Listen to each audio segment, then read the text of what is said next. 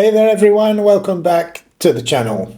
Today I'm going to show you how to transform an ordinary waterfall photo into a dramatic black and white masterpiece.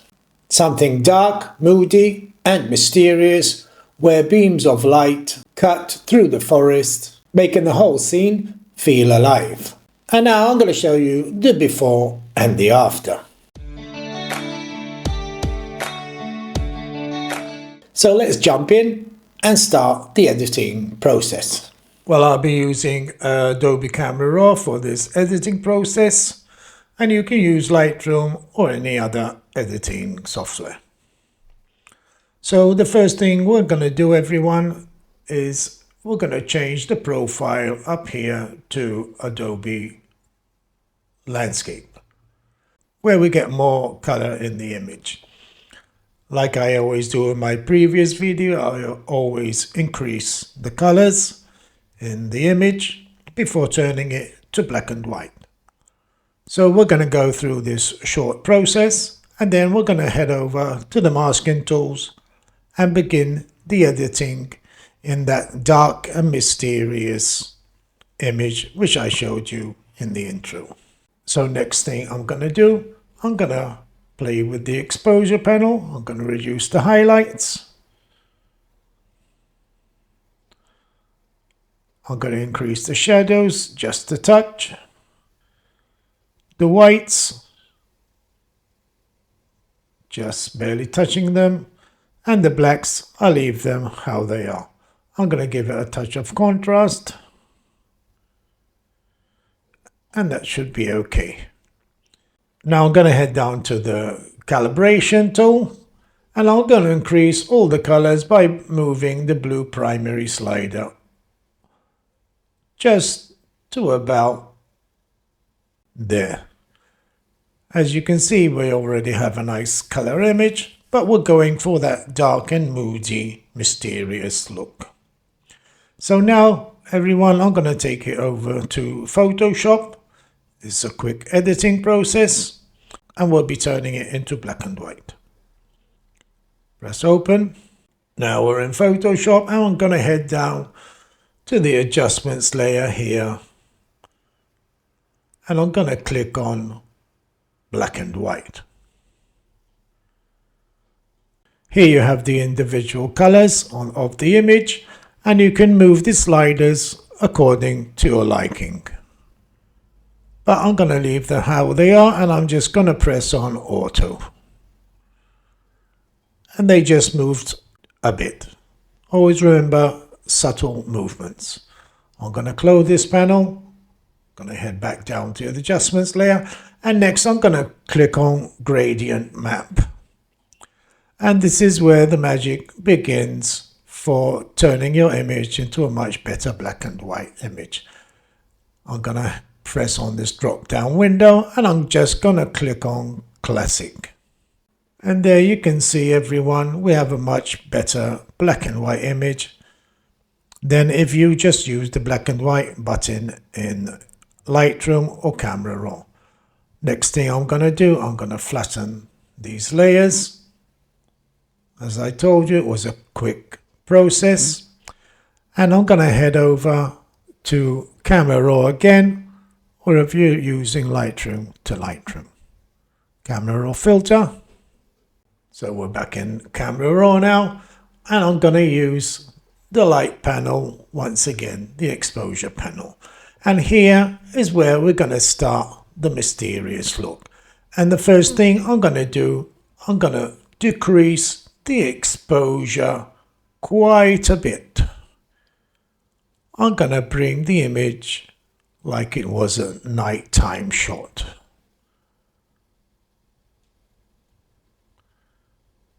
To around there should be okay. I'm going to increase a touch of contrast. We always want contrast in our black and white images. Don't worry about the clippings here. I'm going to increase the shadows just a touch. You can see the clippings have been removed. I'm going to increase the whites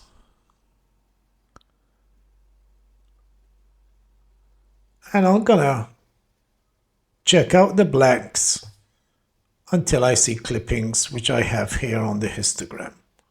I'm gonna hold down the Alt key on my keyboard, and I'm gonna move the slider until the clippings have gone. But I'm gonna move up just a bit more because I think I want to darken the image some more.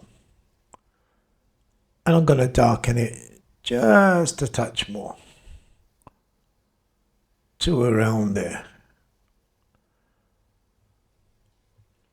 And now guys, we're going to head over to the effects panel. I'm going to give it some texture to around there, a touch of clarity.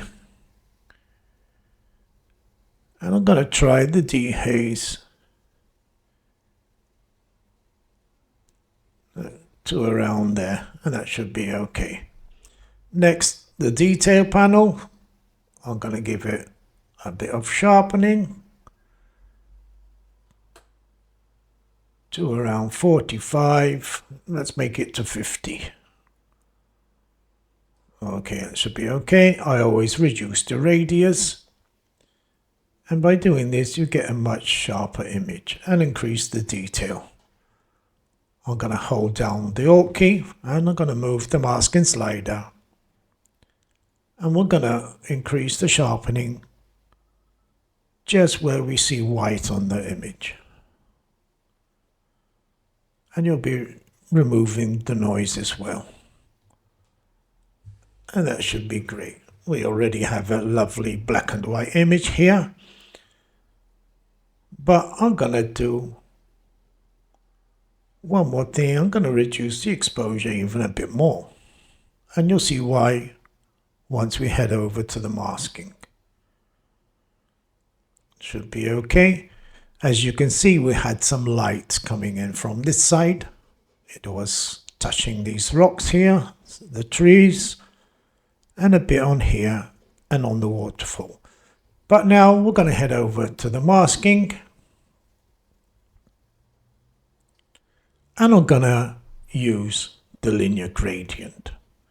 And I'm going to darken the top part of the image.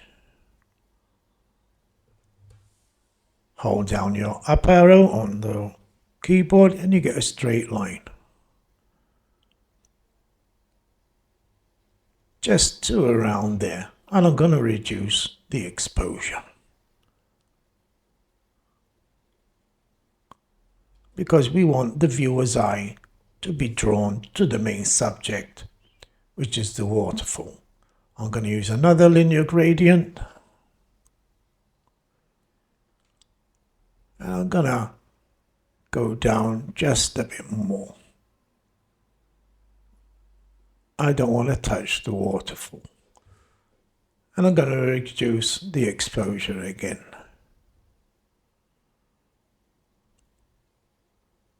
To around there, one should be okay. I'm going to do the same for the foreground, a linear gradient, and I'm going to slightly angle it to the right side because we always have to remember where the source of light was coming from, and that was on the left side. And I'm going to reduce the exposure. And that should be okay there. Next, I'm going to go back to the masking and we'll be using my favorite tool, which is the radial gradient. And here's where the real magic begins. I'm going to start off by covering these trees here, these leaves, I mean. Always make sure feather is up to 100. I'm going to open up the mask just a bit, and here I'm going to increase the exposure to around there. You can always go back to your mask and reduce your slider either way, reduce or increase. But for now I'm going to leave it how it is. I'm going to use another radial gradient, and I'm going to place it just on the top part of this bush here, and I'm going to increase the exposure just a touch like that. Next, I'm going to do another radial gradient. Like I said, we'll be using radial gradients mostly, and I'm going to place it over this rock ledge here.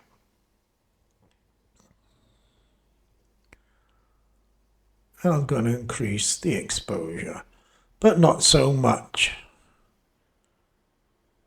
like halfway to 55 or 60. I'm going to use another radial gradient, and I'm going to place it on this rock face here, and I'm going to increase it also to around there. Next, I think I'm gonna lighten up this log here, but for that I'm gonna use a brush, and I'm gonna make it small, and I'm just gonna paint away here, just on the top part of the log. Don't have to be precise.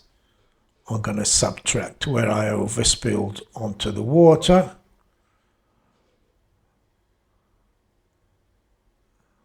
And that should be okay. Something like that. That should be okay. And I'm going to increase the exposure just a bit.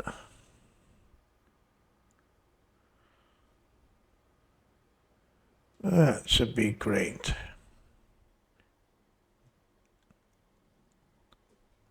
Now I'm going to head back to the mask and I'm going to use another radial gradient, and I'm going to place it over the main subject waterfall here. And I'm going to increase the exposure. I'm going to increase it quite a bit. Always check your histogram on the right side for highlight clippings or whites. I'm going to open up the mask a bit. And I'm going to increase just a touch of whites also. And that should be great, and we get that glowy effect on the water here. Next, I'm going to use another radial gradient, and I'm going to place it just over these trees here. Going to turn it a bit. I'm going to increase the exposure. And that should be great. Like I said, you can go back, hover over your mask here if you will need to do any adjustments. And I think I'm gonna make a slight adjustment to this mask, and I'm going to increase it just a bit more, like that. I'm going to use another radial gradient, and now I'm going to place it to where the source of light was coming from. Just like it was kissing the waterfall here. Place it outside of the image. Open it up a bit. I'm going to move it down just a touch. And here I'm going to increase the exposure.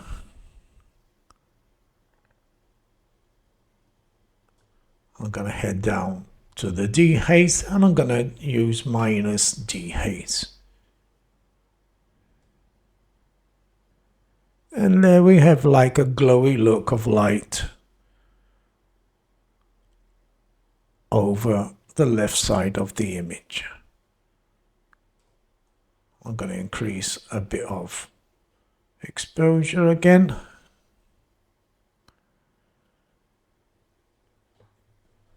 Should be okay. I'm going to use another radial gradient and I'm going to place it exactly where I done the previous gradient.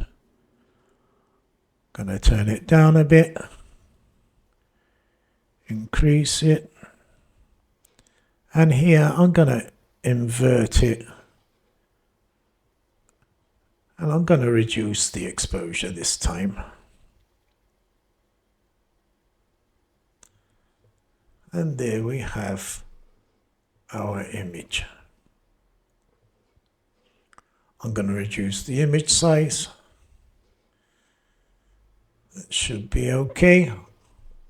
What I'm going to do is I'm going to go back to the masking and I'm going to decrease just a touch of the first radial gradient where the light was coming from, to around there. Going to head out of everything and I'm going to increase just a bit of exposure.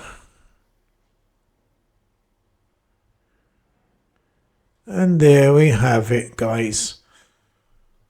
So what do you think of this image, everyone? Leave comments below. And thank you for watching the video. Well, I'm going to show you the before and after. And I'm going to head to the masking. I'm going to show you why it is so important to use masking for your black and white images. And I'm going to press on this eyeball and you're going to see the amazing difference. So this is the before, the masking, and this is the after. Before and the after, and you can see the incredible difference.